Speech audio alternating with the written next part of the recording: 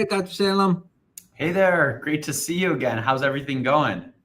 Good. Happy New Year to you and to your new baby. Oh, thank you so much. Yeah, it's been a very exciting end of the year on our part and very exciting and very little sleep, but it's been great. I know that's the thing no one ever tells you about when you have a kid is that you're never going to sleep again, or at least for a while. I don't know. My kids are older and I still can't sleep. It's definitely, I'm grateful for the experience back in residency that taught us not to need sleep, I guess. Exactly. It's interesting too because when I think of having kids, I had kids a little bit later in life, but not very late in life. But I always feel for people when they have kids later in life, just because I think we're more mature and enjoy it more. But on the same token, I don't know if we have as much energy as when people are younger and have kids. So That's very true. I mean, I'm definitely in that boat, and life leads us to having children at a later point sometimes, and it's wonderful in its own right. And but it takes a different spin on things in that way. yeah, Yeah. absolutely. Yeah, New Year for me. My daughter's just turned 18, which I can't believe that. That means they might be trying to have kids. So I'm still trying to wrap my head around that. That was yesterday, and looking forward to some great things this new year. What are you looking forward to? Oh my gosh, so many things. I mean, obviously on a personal level, we're very blessed and happy to welcome our little girl, and over here in the clinic we've had a lovely start to the year and seeing a lot of pregnancies for our patients as well. So that's my big thing for the year. That's what I'm looking forward to for this year, having a lot of pregnancies coming out of our office here in Scottsdale. Yeah, I'm excited about some of the things you and I want to do together too. Some of these new, always looking to disrupt the field a little bit, and always looking to see how we can, make things more accessible and stuff. I know you and I are really brainstorming to put together some really, great things this next year. I'm very excited for it. Yeah, much more to come. Yeah, well, I'm really hoping a lot of people come on to this episode. It's a really, kind of interesting area.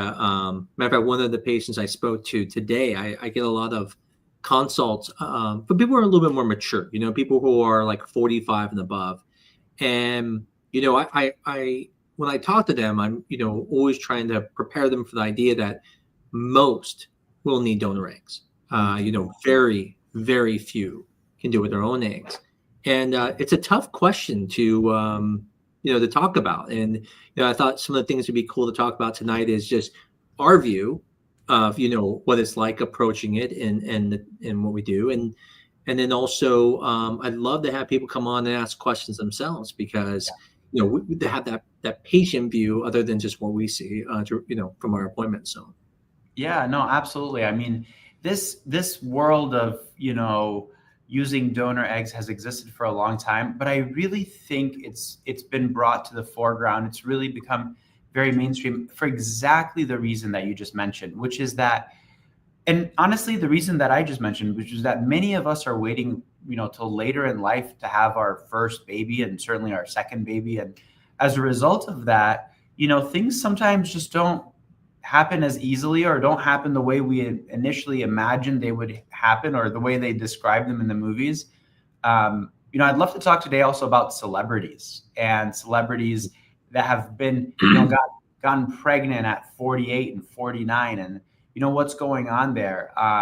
My mentor and REI director back when I was in fellowship, he was a pioneer in the egg donor world. So a shout out to Dr. Paulson.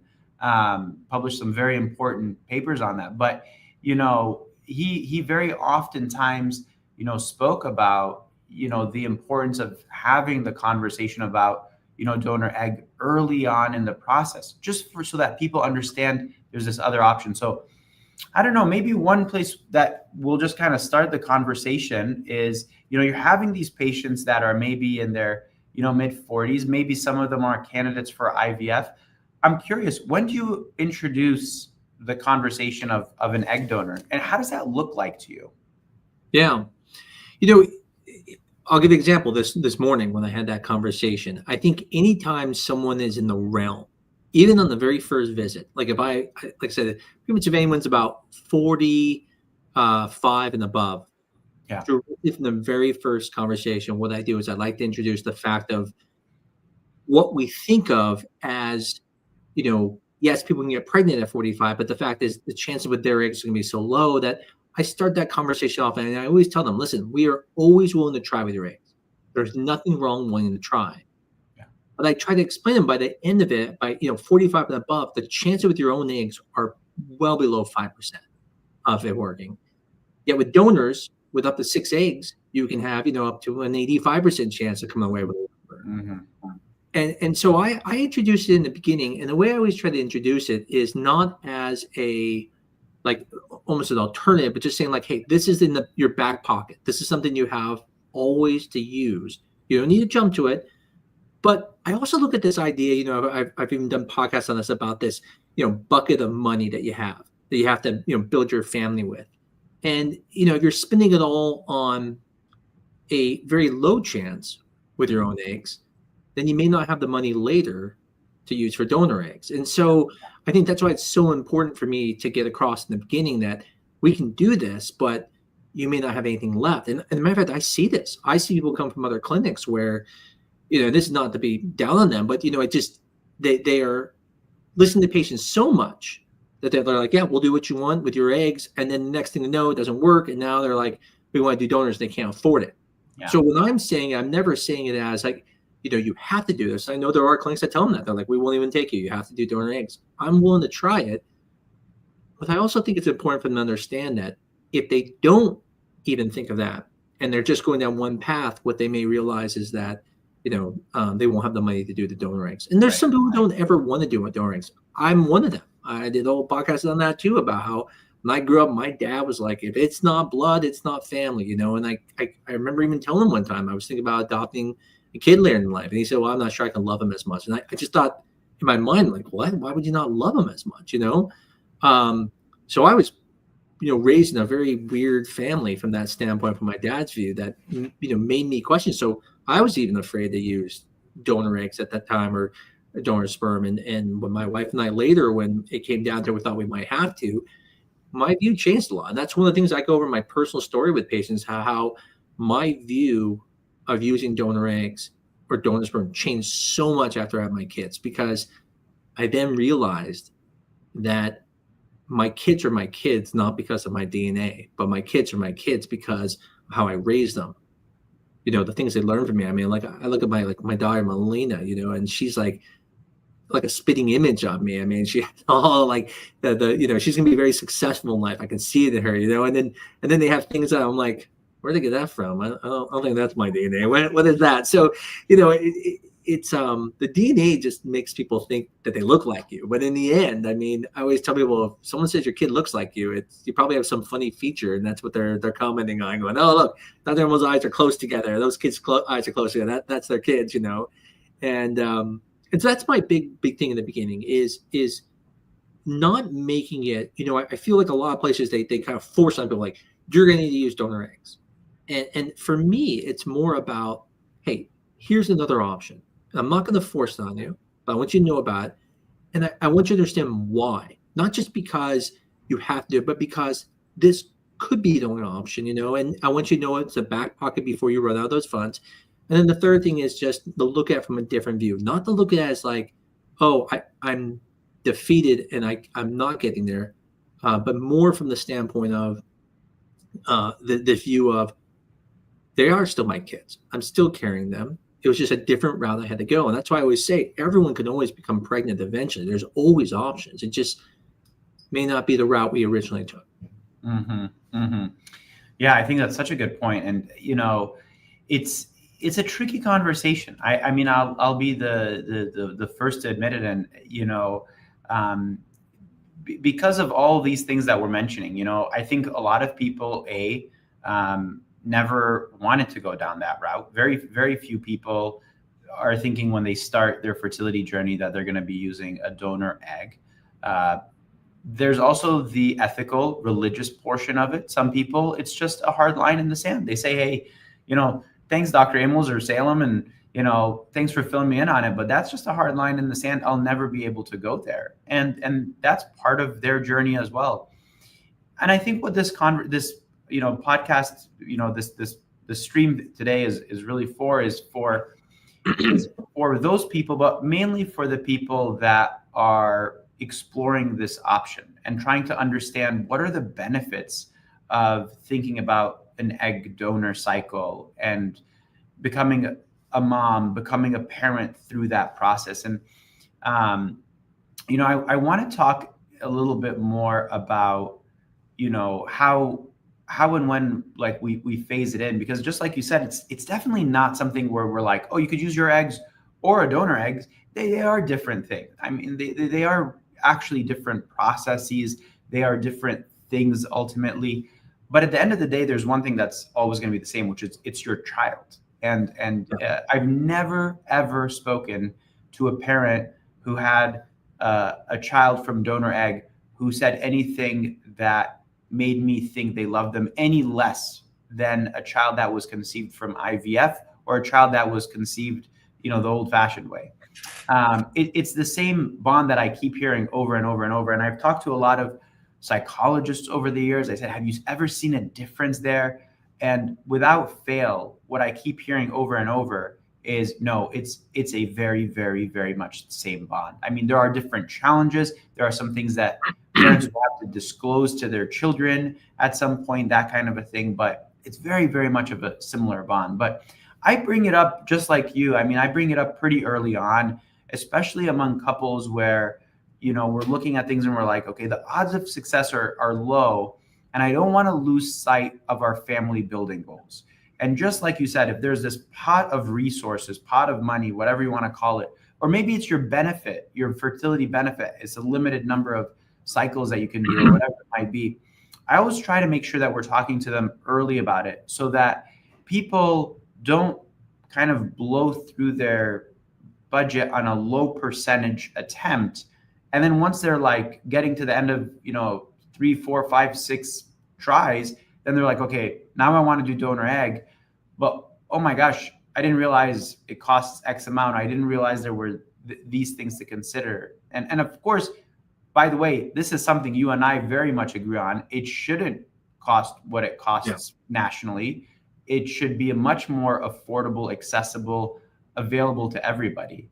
Absolutely. So, one thing, that I was, curious to hear your take on is, when we talk about, going down the donor egg route, the first question that I always get is, well, it's not me genetically, how do you answer that one? Like, what do you tell people about that?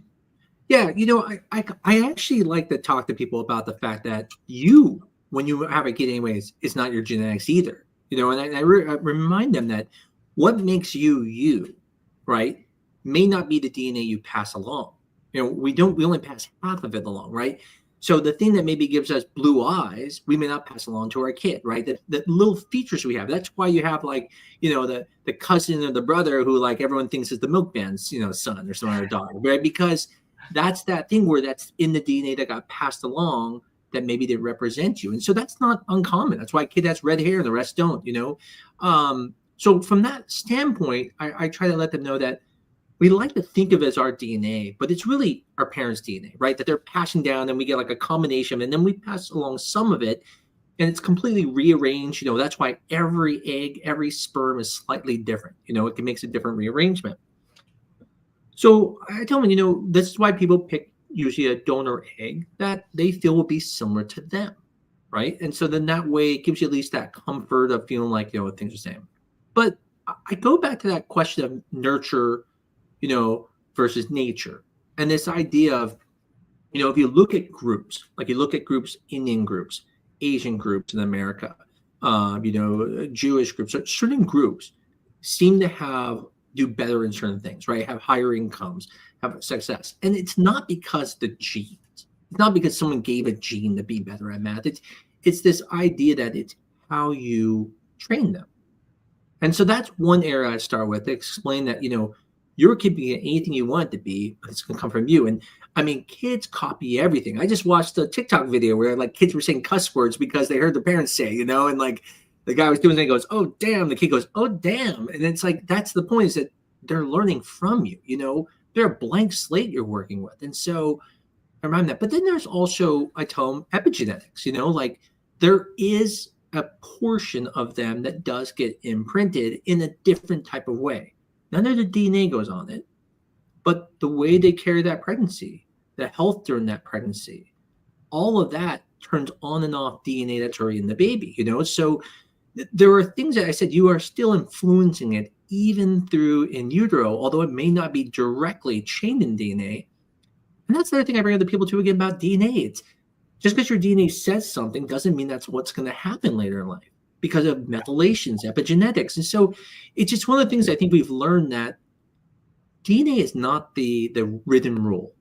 Yeah. It gives us a blueprint.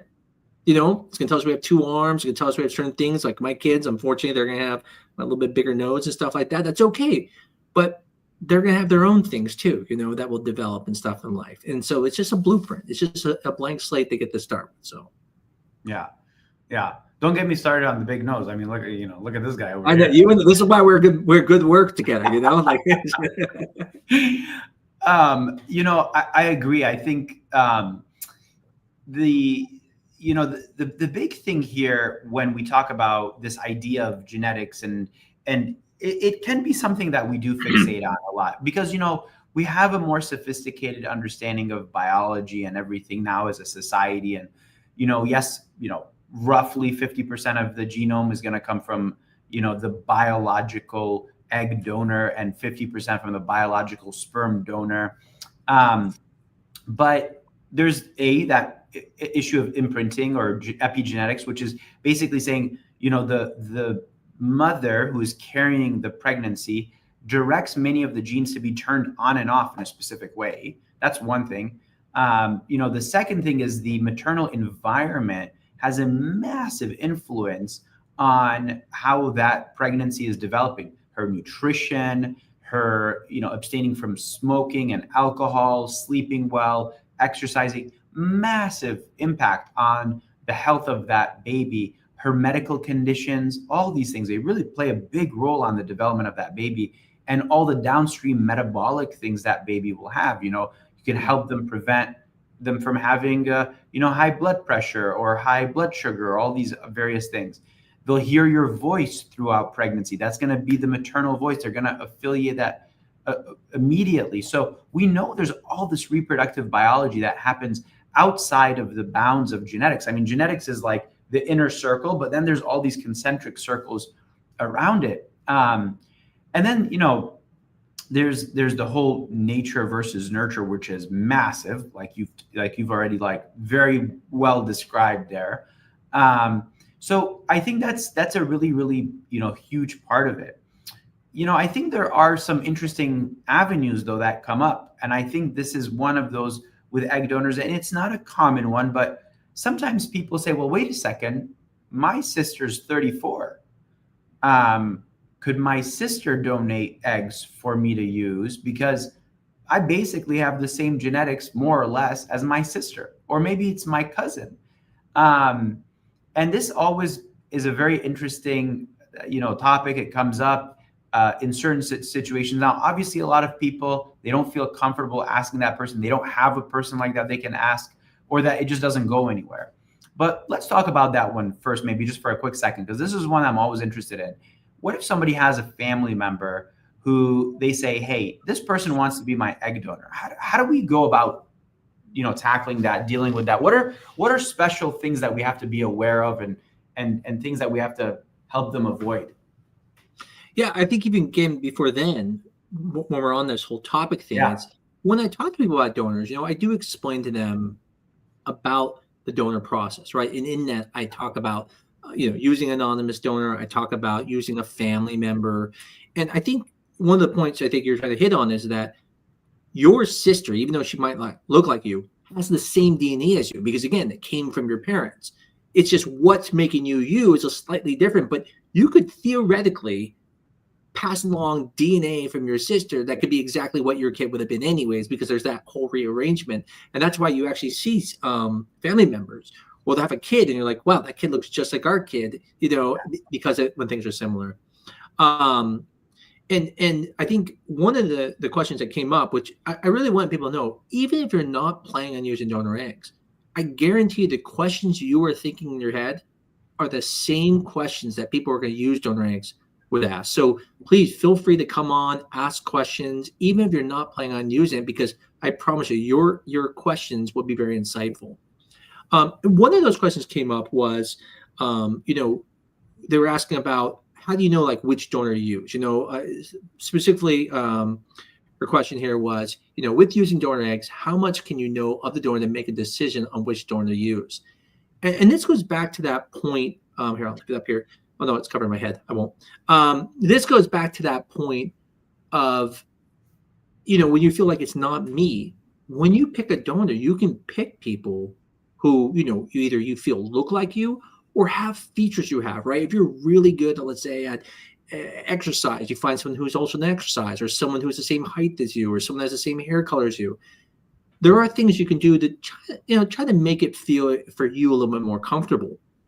It was interesting when you brought up the sister thing, because I have a very fun story that I think I might mention this to you before, so I probably am repeating myself. But when we were talking about donors, I mentioned about sibling. I had this one patient who was using her sister, and she was just so disappointed that she couldn't use her own eggs. And I said, but you are. And she said, what do you mean? I go, your sister's identical. It's literally your DNA. I said, it's no different. And she's still like, she was just like, they're not mine. I go, but it is yours. I'm like, they're literally a carbon copy of your DNA. You can't make it any different. And but still, it's very hard. And that makes you realize, like, it is this feeling of like, did it come from me type of thing, right? Even though it's exact carbon copy, it was still tough for her. And that really opened my eyes a little bit, because I realized it's not just the DNA. Right. It's still this feeling of failure, this feeling of it wasn't from me, but you're right. It's so nice to be able to use a family member, because then at least feels a little bit covered. No, but there's complications with that. And that's where you were coming with, one thing is, if you have problems, right, it's possible your family can have problems, right? There's obstacles, there's before doing that, because there's some issues where, they're going to be in your life the whole time, right? And so there's family members, if you have if they have a husband, they have to be on track for this. There's infectious disease testing you have to look at to make sure they don't have any disease and stuff. But when there's a known donor, there are some, there are waivers and stuff you can get around and things like that. But there are, my biggest thing is, like I said, to me, I feel like that's never a big issue. Obviously you have family members who could be very sick and stuff like that. And then, it's a little bit different. You're like, hey, I don't know if they're a good donor to use. But I'd love to see what specifically you were talking about, like, what things you're worried about when you're looking at the donors. For me, like I said, it's all about just making sure they feel comfortable. And we have a really good resource, and most clinics do. They have like what's called a third-party coordinator. And so they'll talk to you and they'll really work you through a lot of these things. And they're really, I think, more important than the doctor are the ones that really make this journey great with donors. We start the conversation, but they're the ones who really make it a great journey. Yeah, absolutely. And they do all of the sort of really heavy lifting in terms of making sure you have the appropriate psychological counseling, you have the appropriate legal paperwork, you have, your timing is prepared and everything like that.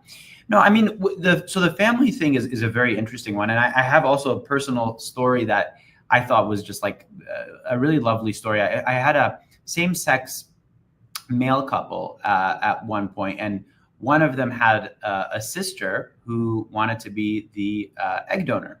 So the sister was then the egg donor, and the other male partner provided the sperm. And so the male partner who was not providing the sperm could still have effectively his DNA, used. And I thought that was a really beautiful use of, donor egg and having that family member involved and everything. Now, here's where what I wanted to bring up. She had horrible ovarian reserve.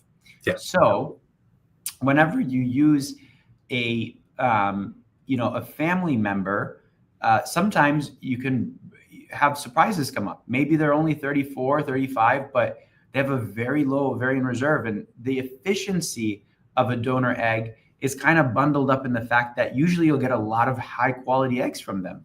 And Yeah. and that's what, of course, that's what we help people do with anonymous donors, as we're, having the egg bank and using egg banks and things of that kind. You kind of cherry pick, you pre-select the best donors. Most donors never make it through because they're quote unquote not good enough to be optimal donors. But when you pick a family member, you probably only have one choice, and so you just go with it. But for that couple, by the way, everything worked out. They had a beautiful baby, and everything worked out really, really nicely. But as we were going through it, we encountered some of these challenges that, hey, lower ovarian reserve, we're not getting as many eggs. Many of the issues we commonly confront when we're going through IVF for infertility, they had some little things they had to work out, but they were very easy on the legal standpoint, right? Because you want to, of course, make sure the child is legally the child of the intended parent. They met with a reproductive psychologist who was brilliant, helped them figure out, hey, your child one day might ask these questions. How do I have two dads, but the DNA is of both of yours? Explain that to me. What's going on there? And I thought that was really lovely. I mean, a beautiful way to kind of help them prepare for challenges to come.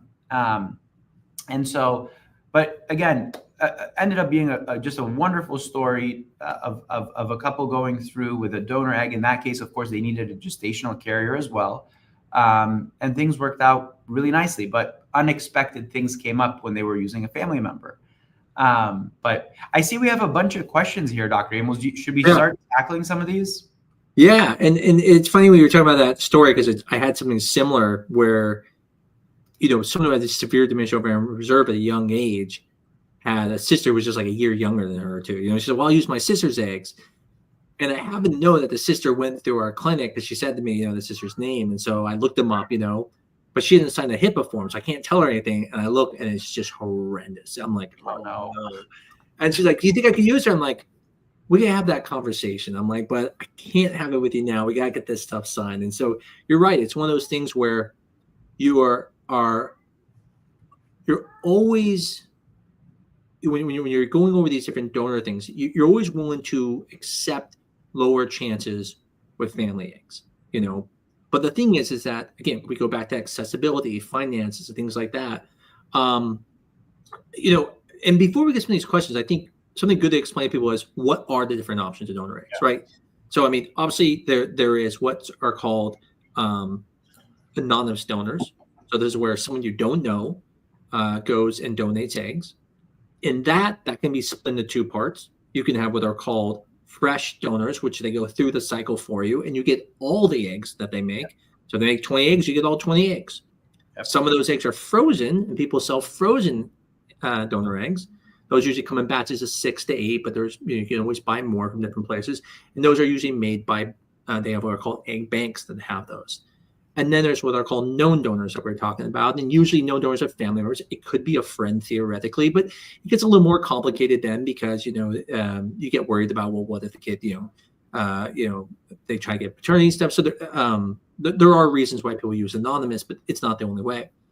And then even in those categories, you have then what are called agencies that sell eggs, or banks. And then you have clinics that sell eggs and banks. And usually you find that clinics, you're probably going to get things a little bit lower cost. We have very unique programs at our place. Give people an idea. Donor eggs can be at our clinic, 6 donor eggs, including everything to, fertilize them, put them in your body. Surprisingly, we do it for about $12,500. It can go up to averagely around in the 25 to 30,000, but I've actually seen people get donor eggs from people from Stanford. It's like $50,000 for 6 eggs. So it can get pretty out of control for the eggs. But that just gives you a general idea. And so, anyways, I just thought it's good for people to kind of understand that. And we'll go a little bit over the process. There are definitely some good questions here. I want to have you, I think this would be a good one for you here, which is a great question that they have here, which is, can you guarantee that the donor doesn't carry any unknown genetic conditions? And so, great question, because it's that same thing we were talking about. You might go pick your donor, but what if they have problems? Yeah. This is a great question. So let's tackle this one. So here's the good news about using, a donor egg.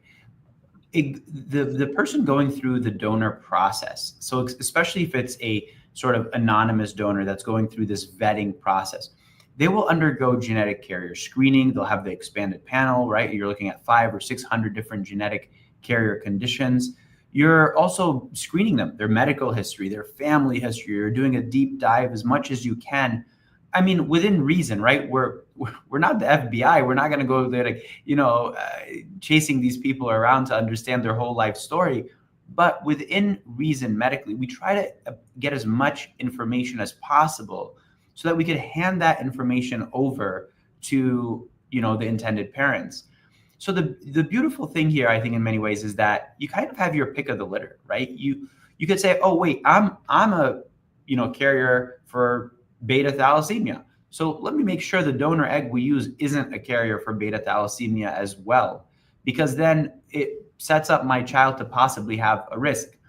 Then the other thing you can do, of course, is if you choose, you can genetically test the embryos chromosomally. So you can make sure that the embryo that forms with the donor egg doesn't have a chromosomal abnormality like Down syndrome or Turner syndrome. So when you're transferring, now we're talking about really high success rates, very low levels of known genetic carrier conditions. Now, you said a word that always gets my attention, which is, this idea of like, I think you said guaranteed. Is that what I saw in there? Yeah, and one of the other ones, yeah. Yep. So can you guarantee that the donor doesn't carry any unknown genetic condition? So no, you can't guarantee it, because there are many genetic conditions that we still can't evaluate for among anybody. So impossible to guarantee it. And what you can say, though, is that there is generally a lower risk of genetic carrier conditions or kind of autosomal recessive conditions than there would be in the general population of people trying to get pregnant, because you've pre-screened for all of it. So in many ways, you kind of are staying ahead of the curve with a donor because of this kind of stuff. Yeah, absolutely. I mean, that's exactly how I would say it. You can never guarantee it. I mean, it's almost anything you can guarantee, but and there are things that happen de novo. There are actually de novo where the DNA could just be missing a certain base pair in the DNA, and all of a sudden there's a disease that develops. So not everything comes from genetics, but we do test them. And like you said, when you're picking the donor, those are some of the things you look at. When you use family members, obviously you don't get to have that ability as much. You can still do testing on your partner and the donor, but those are where you have to give up on some things. And that kind of takes us into, I think, one of these other questions, which I think was another good question. Anything else you have on that one about genetics? I was trying to think. One thing you said was you talked about us evaluating it. And one thing that's really hard to do is to evaluate something that has never been done before. So we're talking about genetics. Now we're going to go into, let's say, chances, because one of the next questions we come into is, will your body reject it if it doesn't work? And we're going to get into that in a second. And what you find is that people who have been donors and have had multiple successful pregnancies are going to cost more because they've proven that they have worked. But some of these donors have never been used before. It's the first time. So it's very possible that, for example, they don't test them for things like karyotypes. So they could then have some type of translocation we don't know about. And you're the first one to do it. You get their eggs and stuff. And then all of a sudden you keep having these miscarriages and stuff. And you're like, what's going on? And then later, unless you're doing genetic testing on it, you start seeing these issues. And so when we look at them, we are looking at them from the standpoint of how many times have they gone through? If it's the first time, we have to let you know that, hey, we don't know if it's going to work well, but it should. They're young, they're healthy, just like anybody else. But it's very possible a donor could have infertility. They get endometriosis undiagnosed, and they're going through, and we go through, and it doesn't go as well. And so that's one of the hard parts for us. We're always trying to be an advocate for you, but as Dr. Sandlin said, we aren't going down to that level of FBI. We don't know those things, but that's kind of why I like when we have donors, because I meet the patients, right? I get to meet the donors. I know them. I know they're good people. They can sit there and say whatever they want on paper, but then you see them, you're like, oh, well, that's not who I was expecting that to be. And so I kind of like that versus when you when you get these banks, which are great, the banks are fantastic, but I don't know anything other than what's on paper, and so it's a little bit different. And so I thought it was a great question. This is a really neat one too. I like this one, which is, what happens if my body rejects the donor egg or the pregnancy doesn't take? And I mean, obviously, there's always the possibility things don't work. You can use your own eggs and it doesn't work. Right. But I think the question, at least what I was interpreting there, is the body rejecting it. Mm-hmm. And this idea of, if it's not from me, is my body going to reject it? What are your thoughts on that idea? Yeah. So very fortunate. I mean, we were really worried about this as a field, back in the day when this was a, emerging technology. Like, is somebody, who, like a donor egg is actually like a foreign entity, right? But unfortunately, by the way, they don't get rejected in that way. It's not that the body is recognizing this egg embryo combination, this egg sperm embryo combination, and saying, oh, nope, we can't deal with this, because it's not us. And here's probably, for me, the best way to think about it. So the embryo, even if it forms with the mother's eggs, still has 50% of the genetics that are coming from a foreign source, which is the male partner, the husband or the donor or whoever it is. That's a foreign entity, and they don't get rejected there. There are some very rare things that can happen, but let's not dive into those with like HLA stuff. But by and large, the body has done this incredible thing where it can actually tolerate this difference at the time of implantation. And so the body isn't rejecting an embryo simply because the genetic material is foreign to it. And I think that's an amazing thing. It's so cool that happens so consistently and so well. And that was one of the big things that those early studies looking at donor egg, proved, is they said, hey, this works. It works at the same rate, and better actually than your own eggs, controlling for age and all these different things. There are some very minor things that we shouldn't ignore entirely, which is, among people going through cycles with a donor egg, we do see slightly higher risks of things like high blood pressure in pregnancy or preeclampsia. They're small increases. And I think at the end of the day, is it worth taking a little bit of, that chance for the end outcome? Absolutely. And they're treatable things and everything. But so this rejection idea, fortunately, is one that doesn't hold. I mean, this is why donor egg works, of course. But what's your take on that? Yeah, it was interesting when you were talking about the slight increases. Like, I always wonder, is the placentation type of thing where maybe there's some code in placenta that says, oh, it's not exactly right, and it affects a little bit, cause those things. But back to what you were saying, yeah, I mean, the uterus is a really amazing organ, right? I mean, if you take an embryo and you put it anywhere else in the body, put it under the skin, put it on the bowel, like, your body will attack it. I mean, that's what our bodies do. It attacks foreign things, right? Mm-hmm. And as you said, even a baby with your own DNA isn't your DNA, as we just talked about. It is completely foreign from you. So your baby can be born with different blood type and stuff like that. Yep. So for that reason, the uterus is such an amazing organ, because something that doesn't have DNA from you can be potentially growing in you, and your body doesn't attack it in the same way. And that's what makes it such an amazing organ. Again, we have nothing in our bodies that can do that. So there was something when you were talking that I was thinking about, when going through this idea of donors. I don't know why I forgot it. So again, I had one, and I'm saving it until we answer some of these questions. But I had one that I wanted to tackle with you, and we'll bring it up later. Well, this was another question that came up. And again, please, if you guys want to come on, it'd be well worth it. You guys have great questions here. So this is, again, a question that was asked, which was, thank you for bringing up using your sister for donor eggs. That is definitely something I've thought about. I have a full blood sister that doesn't look like me, but her kids look exactly like my baby pictures. Strange. But if I were to use her as an egg donor, how do I explain to her kids and ours that they're basically siblings? Or does that even matter? And I think this is an important part of why most clinics and it's even recommended by American Society of Reproductive Medicine, is we recommend having a psychological evaluation by someone certified through ASRM to really go over these things. You don't have to tell them. That's the decision that you guys have to talk about. Those are things that it's not wrong to tell them. It's not wrong to not tell them. They're not really more siblings in some ways. It would be like if my daughters who are identical, if they meet two different guys, okay, and they have kids, are they siblings now because their DNA is the same? They're not siblings, right? They're from different families. Right. And so, although, again, it's this concept of like my dad, oh, well, if it's not your blood, we have this thought that they're the same, but they're not. And so I would say that that's whatever you feel comfortable doing. That's why we have people do this psychological evaluation. And by the way, your sister will have to do it too. And, it's important because it's this discussion of what do we do? What if your kids ask later? And one thing that's really important to understand is anonymous.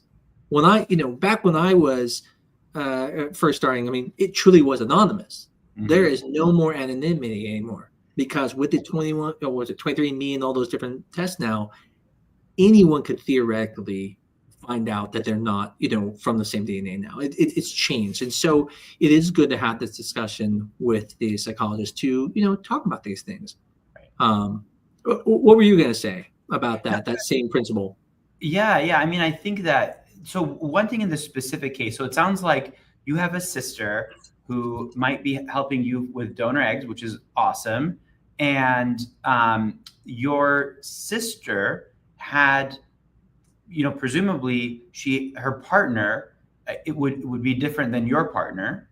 And so right there, you actually have a little bit of a different genetic makeup already. So if we really want to get like into the weeds about it, these would be like half siblings, genetically half siblings. So now, as we all know, like half siblings can look very different from each other. And on top of that, they're going to grow up in environments. We talked about the epigenetics, your uterus versus your sister's uterus. And keep in mind that your sister, every time all her eggs are a little bit different. Our egg, when you produce sperm, when you produce eggs, no two sperm, no two eggs are exactly the same because of all these various events that happen with, recombination events, and the genetics of it gets a little funny, but and there's little minor mutations for each one. So very technically, no two sperm are exactly the same. No two eggs are exactly the same. Even though your sister would be, providing all those eggs, none of those eggs would have looked exactly like the eggs for, one of your nieces or nephews. So I think that's like an interesting little genetic tidbit around all of that. The hard part is exactly what Dr. Amos talked about, which is we've got to figure out before the boat leaves the port how we're going to talk about this as a family. Is this going to be out in the open and everybody's going to know about it? At what age are they going to know about it? Do we want to make it so that they don't know about it, but maybe they're going to find out about it through 23andMe? And this is where the reproductive psychologists, they know every question. They've seen every permutation of it. They're going to set you up for success, and they're going to find out something for your family that makes sense. And I've had people go, to be honest, to the reproductive psychologist, and they were like, man, they were asking all the hard-hitting questions. We realized we couldn't do this, And most people, they say, you know what? I'm so glad we did that because now we're prepared to talk to our kids one day about it. Absolutely. Yeah, it's weird, like I said. If you have like someone, I said my dad, I probably wouldn't tell him. I'd be like, I'm not going to say anything to him. But you're right, genetics. Like I said, genetic siblings. But other than that, I mean, not siblings at all. I know we're getting low on time here, and again, we haven't had 81 come on. Which again, don't be afraid. Like we're not going to ask any hard questions. There's another question came up was. Will my hormone levels or immune system affect the success of using a donor egg? Also, my other question, what ethical concerns should I consider before deciding to use a donor egg? I'm going to let you start on that one. And what do you think on answering that? Yeah. So, I mean, I'm really glad that you're asking about like, hey, my hormone levels, my immune system, what should I consider before using a donor egg? Well, this is where, our job is really important. Like, we care so much about making sure that we're setting you up for success. And our job is to make sure that your, background medical conditions are taken care of, your hormone levels, your TSH, your vitamin D level, your saline sonogram, the inside of the uterus, everything is like hyper optimized. We're so OCD about it because we want to make sure that when we do put that embryo in, it has the absolute best chance for you as an individual to have it work. And we're also trying to optimize your pregnancy. We're trying to make it so that, when you are pregnant, you have a healthy pregnancy, you have low risks, you have all these things. So, you ask about hormone levels and you ask about the immune system. And I think the hormone levels, absolutely something that we care very much about. And by the way, we're going to give you the hormones to make sure to support the pregnancy. There are critical levels of estrogen and progesterone that you need.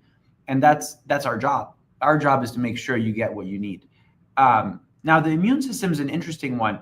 Most people, again, don't tend to have significant immune issues that we have to be tackling with. I see this question come up a lot, and I think it's something that's rolling around on social media a lot. I think there's a little bit of disinformation about it, misinformation about, how important the immune system is. For some people, there are issues that we have to address. And that's where the field of reproductive immunology and all that.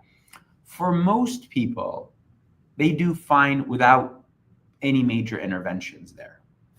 But, again, what's your take on that? And I would love to hear also your take on the immunology part of this here.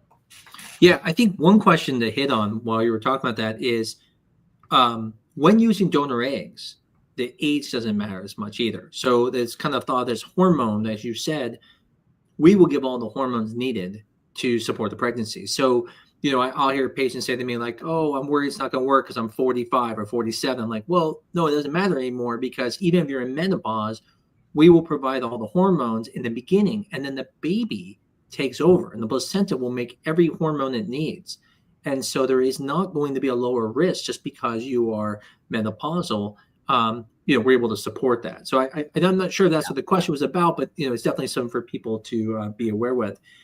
Yeah, I mean, I would say with immunity, it's going to come down to the same thing, I think, with their own eggs, right? I mean, if someone's unhealthy, if someone has major, immune conditions that affect certain things, it could potentially have some play. But back to that concept of, like you said, HLA types and stuff like that. I mean, the uterus is a very unique organ, and for that reason, it's made to grow a, baby in it that doesn't have your exact DNA and your might not attack it. So I think hormone levels obviously matter. That's what we take care of. Immune system, we want to make sure it's working. So, for example, like want to make sure like your thyroid levels are working, are good. Make sure your vitamin D levels, stuff are up like that. And then the other thing is, if you have, let's say, for example, you're fighting an infection type of immune things, those are things where we say, okay, don't do it right now. So that's what part about that. I was trying to figure out that with a question about the ethical concerns should I consider before deciding to use the donor eggs. This is one where I wish someone would have came on because I'm not exactly sure what they mean. I think there's really no major ethical concerns. But what do you think they're talking about in that question? I think this can probably be interpreted a lot of ways. So I'm going to bring in my question here because I think it kind of embeds into this. So some people, when they think about ethical concerns, I've heard this from a few patients over the years. They're like, where's this egg coming from? Do I feel good about this egg? And I think some people have even brought up, like organ donation and these types of things. And they're like, what are the conditions under which somebody's just donating their eggs? And I wonder if this would be a good moment for us to talk about that a little bit, just because I feel like I don't want this to be a veiled thing about where are we getting these eggs from and what does donor really mean? And, maybe I'll start it by saying this. In many countries, they don't let egg donors get compensated for their time, their effort, and quite honestly, their sacrifice, right? Like they're going through 10 days of hormones and a procedure, and most of them do great and everything, but it's inconvenient at the very least. As a result, in many countries around Europe, especially, for example, we have very, very small number of people who are able to use a donor because they have to get somebody who's going to donate for free, entirely for free. And in Europe, they believe that's the ethically right thing to do. But the end outcome is you have a very small market for eggs, and many people are childless as a result. And I don't think that's ethically great either. Um, so, let's talk a little bit about where these eggs come from, and Yeah. ethical considerations around that and how that happened. So, you And, know, and on that flip side, I think the history of that people should know is there was a time where we didn't actually pay for going through as more for their time, and yeah, it was limited. Remember, yeah, there was a limit on how much you could pay someone, and that was actually fought in courts. And then mm, that's when it kind of ballooned up, and we had more expenses and stuff. Which is in some ways, like you said, there's the good part behind it is we have way more eggs now. I mean, we have ton more eggs than we used to have in the past because now there is a little bit of incentive, but there is always that question of, I think one people I've heard from people is, how do we know they're not lying just so they can sell their eggs? How they could be lying on the form. right, right. Yeah, no, absolutely. I mean, so you'll never be able to 100% eliminate the chance of something, somebody saying something inaccurate or whatever. But the goal, I think, in our field is to compensate people fairly for their time and their sacrifice. So they are paid, like egg donors are paid to go through this process and donate their eggs.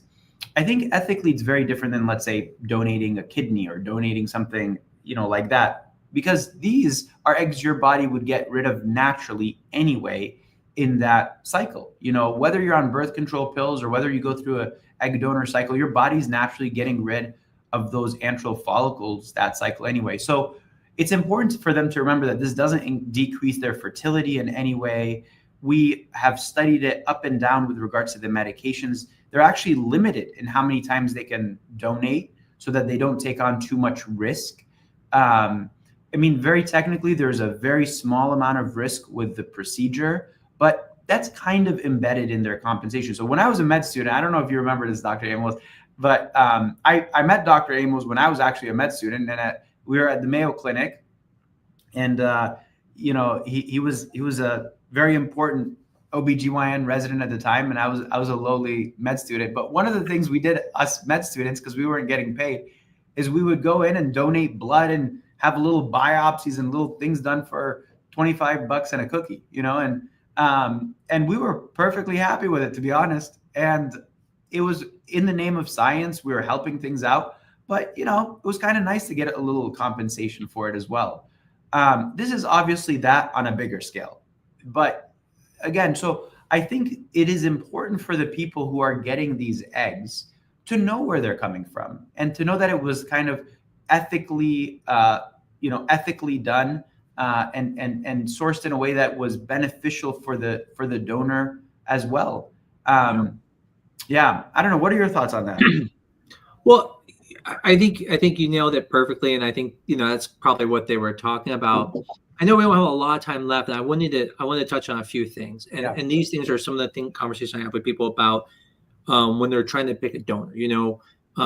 These banks, and I think it's important for people to understand that when you go to pick a donor, there are different banks out there, and they have different things that are different guarantees. And I think it's always important that it's hard to know what to look for if no one's ever told you. And that is, for example, these guarantees. And so it's, you'll go a place and say, oh, we guarantee that you'll have an embryo or something like that. But the question is, you have to look at the fine print and, ask, well, what is an embryo? Is an embryo one that can be transferred? Or is embryo just a day 3 embryo? Like I had one place say, oh, that's the guarantee. They got a day 3 embryo. I'm like, wait, but we go to day 5 and they make it that far. Like, oh, we just say they'll get a blastocyst, and even the early blastocyst count. So I think it's important, when you look at these different programs, you're looking at getting eggs. If you are purchasing them, definitely talk to other people, do your homework. I'm not saying that anyone's good or bad. They're all the same. It's just more of the fact that there are these little things you want to look into. Some have special, I I remember one place gave a guarantee off to someone. They were so happy about using the place, but didn't see the fine print about the sperm. The sperm was bad, and then they didn't guarantee it.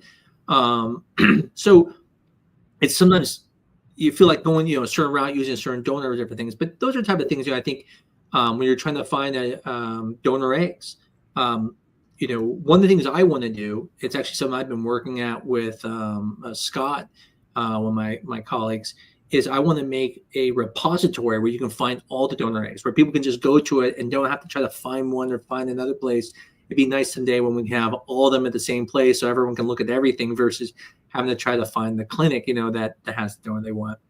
But the last thing I wanted to go about, I want to talk about more because I think it's really important for patients to know about.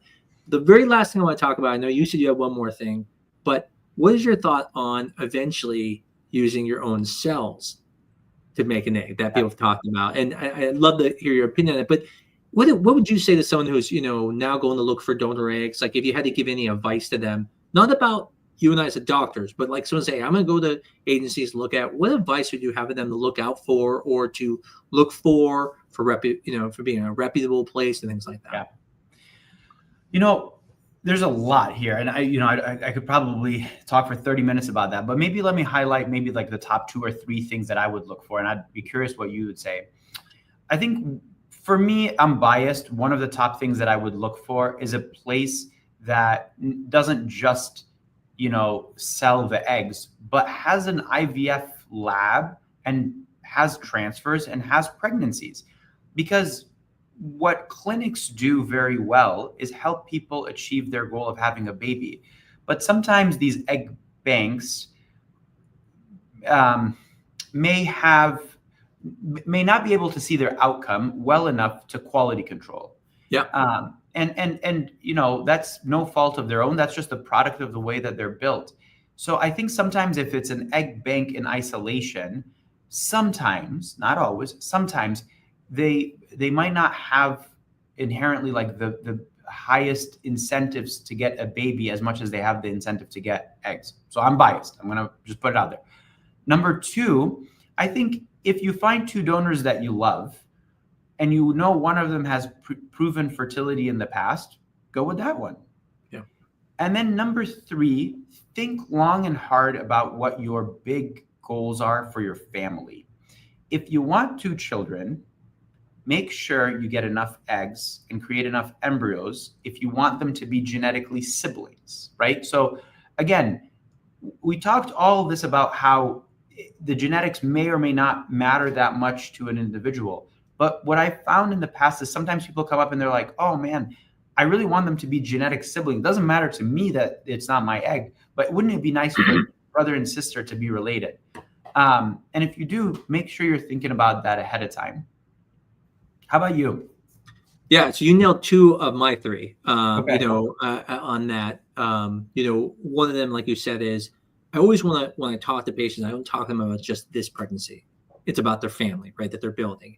And so one of the things I talk about is not just getting enough eggs, but saying like, you might want to use a fresh donor versus a frozen because you'll get more eggs. You might be able to have more embryos for future children. The same point. Number 2 is don't get your heart set on just one donor sometimes, because you're right. They might be great, but there can be other things that come up, and then now you're compromising. Versus, like I said, look for a couple and then narrow it down a little bit. For me, with the third one, it's that same principle you said. I don't know if it has to have an IVF center, but that point of what is the quality control, right? How are they really looking at like how many are surviving the thaw? Because it's tough. In all fairness, if I'm an egg bank and I give eggs to our company, let's say another clinic, and let's say none of them are fertilized, that clinic could have just sucked. It may have nothing to do with the quality of eggs I gave, right? So it's hard to also say that it was the bank's fault. But on the same token, you're right. They have no skin in the game. Once they get those eggs out, they're like, well, it wasn't our fault, And so you're right. I think there always is that benefit to being at the same place. And I do see a lot of banks doing that. A lot of banks are now saying, hey, we'll even make your embryos for you so they can have that a little bit more guarantee. And I think that's the thing that like whether it's our clinic, someone else's clinic, anywhere you go, when they can do it in house, there's more skin in the game, right? Yeah. If the eggs don't survive, all of a sudden they're gonna be like, listen, we feel horrible that we we're gonna take care of this. But when you give them away to someone else, there's this idea of like, well, they're out of our place. Like, how we know it's not them? And I just think it's always better when everything's under one roof, like you said, because it allows that. So again, we had very similar things from that standpoint. So on before we end here, because I know we're already past time. What are your thoughts on this idea that people go, well, someday they're going to use my own cells? And it's different, right? Because there's no meiosis going on there, right? I mean, that's basically just a carbon copy. And we're still far away from it. I mean, we know that for sure. But just wondering, like, for people, I do hear people say it to me, like, when they're going to be able to do that. Yeah. Do you think they're ever going to, even if they can, are they going to be okay with it? Yeah. Boy, I don't know. I know that science and reproductive medicine, it just continues to move forward. And we probably will get there one day. And I think many people will challenge this and say, hey, is this okay thing to do? Is this not an okay thing to do? I think, regenerating sperm, regenerating eggs from, our stem cells is scientifically seems very plausible, but of course we're not there yet. Yeah. And, when we are there, we're going to have to tackle a whole bunch of new issues, because then, you don't have a reproductive lifespan in the same way anymore. Maybe you're 65 and you can still make eggs using this new technology. And that's really going to bring a lot of things to the foreground. Like, ethically, is this the right thing to do? How about that pregnancy, all this kind of stuff. So I'm very excited for that day, though, because it's going to be, one more option for people. And that's what I want. I would love for people to have this option. Well, I mean, like they said in Jurassic Park, just because you can, should you, And so Right. There's a lot of questions, when you look at telomere links and stuff like that, there's this question when you're older, has a cell rate gone through, most things, and now the baby's not grow as long? There's all these different things. But in the end, I just thought it'd be interesting to bring that up. I know it's something people ask about, but I think it's very unlikely to be around anytime soon. And I do think it's going to be something that's going to be pushed along. But you look at like Elizabeth Carr, who we brought on, as she said, everyone's looking at her to make sure, is she normal? Is there any problems, right? And now we can say 40, something years later that, hey, we feel that everything's fine. So it's going to take time for people also to feel comfortable with that. I mean, that is, when you talk about science fiction, when we talk about IVF, I mean, we're really just putting things together, but that is truly science fiction, that you are taking someone's DNA and then using that as, as a gamete. And what's interesting, most people don't realize, is it doesn't mean the kid will be just like you, because remember, not every piece of DNA is you. And so you have DNA in you that doesn't even give you the color of your hair and stuff like that. They could be taking that, but it's just really interesting. So anyways, there's a really fun talk. I'm really bummed out no one came on. I mean, seriously, I know we're mean, but I didn't think we're that mean. I hope people come on. Like I said, we really enjoy talking to people directly. And, I hope we got some really cool shows come up this year. The last one fell on New Year's, so we kind of did a little bit weird. So we might even do one in a shorter amount of time. But we have a bunch of guests coming up this year that I think people like. And again, the more you come on, the better. You can just come on as a consult. Just say, hey, I'm thinking about going to fertility doctor, and run stuff by us. We love talking to you. So anything you have to add for the new year, 2025? No, I'm really excited. Really excited to get more people onto the show, just like you were saying. And it'll be a lot of fun. I think we're going to have we have some really, really great guests coming onto the show. I don't want to do any reveals yet, but we really have some fun people coming on board. Sounds good. Hey, have a great night. And it's a great start to 2025. Have a good night.